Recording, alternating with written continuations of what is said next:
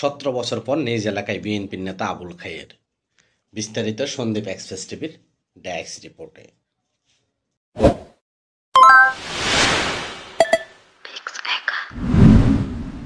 চট্টগ্রাম জেলার সন্দ্বীপ উপজেলা বৃহত্তর ইউনিয়ন মুসাপুর ইউনিয়নে যুবদলের সাবেক সাংগঠনিক সম্পাদক আবুল খায়ের নিজ জন্মস্থান সন্দ্বীপ আগমন উপলক্ষে আনন্দ মিছিল করেছে উপজেলা বিএনপির অঙ্গ ও সহযোগী সংগঠন।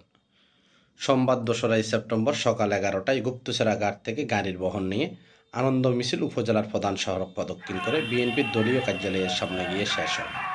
এই সময় আবুল খায়ের কাছে জানতে চাইলে তিনি বলেন, গত 17 বছর পর্যন্ত আওয়ামী লীগ কিভাবে সন্দ্বীপের মানুষ এবং সারা বাংলাদেশের মানুষের উপরে কিভাবে নির্যাতন চালিয়ে তারা ক্ষমতা দখল করে রেখেছে।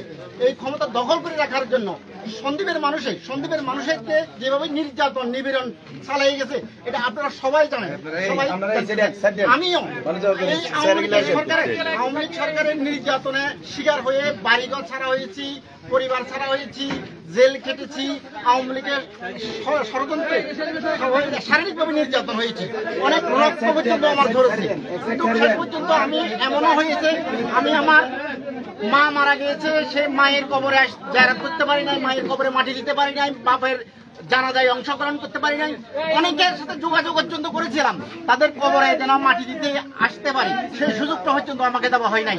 আজ আওয়ামী লীগের পতন হয়ে বাংলাদেশের জনগণ যেভাবে স্বতঃস্ফূর্তভাবে ছাত্র আন্দোলনকে যোগান দিয়ে যে তাদের পতন ঘটাইছে, সকল জনগণকে ধন্যবাদ জানাচ্ছি এবং শুকরিয়া আদায় করছি।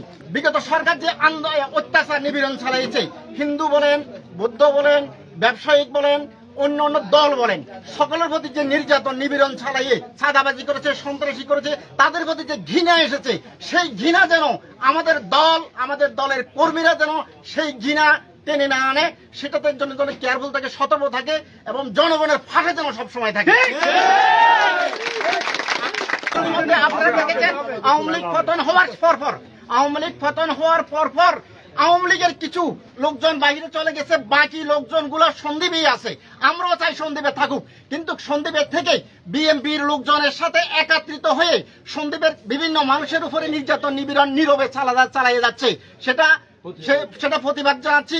এবং সবসময় একটা জিনিস খেয়াল রাখবেন, সাথে সাথে এই নির্যাতনকে প্রতিহত করার জন্য আমাদের প্রিয় নেতা জনাব মোস্তফা কামাল পাশা সাহেব, ইঞ্জিনিয়ার বেলায়েত সাহেব, অ্যাডভোকেট আবু তাহের সাহেব, আলমগীর হোসেন ঠাকুর সাহেব, তাদের আমাদের অঙ্গ সংগঠন সকলকে নিয়ে সাথে সাথে সন্দ্বীপে এসে এমনকি থানা ভাঙচুর, থানা ঘেরাও, থানা লুটপাট করার জন্য পরিকল্পনাও ছিল তাদের, সেগুলোর থেকে মুক্ত করার জন্য, সবাইকে রক্ষা করার জন্য সাথে সাথে সমাধান করেছে। এখন পর্যন্ত সবার গার্ড হিসেবে বিএনপিকে নিয়োগ করছে।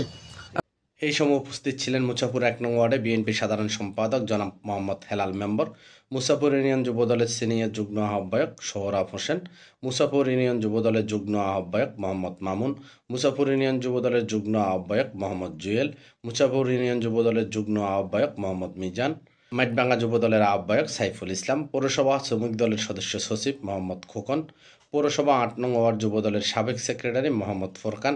এছাড়া আরও উপস্থিত ছিলেন বাংলাদেশ জাতীয়তাবাদী দলের ও অঙ্গ সংগঠনের নেতাকর্মীরা।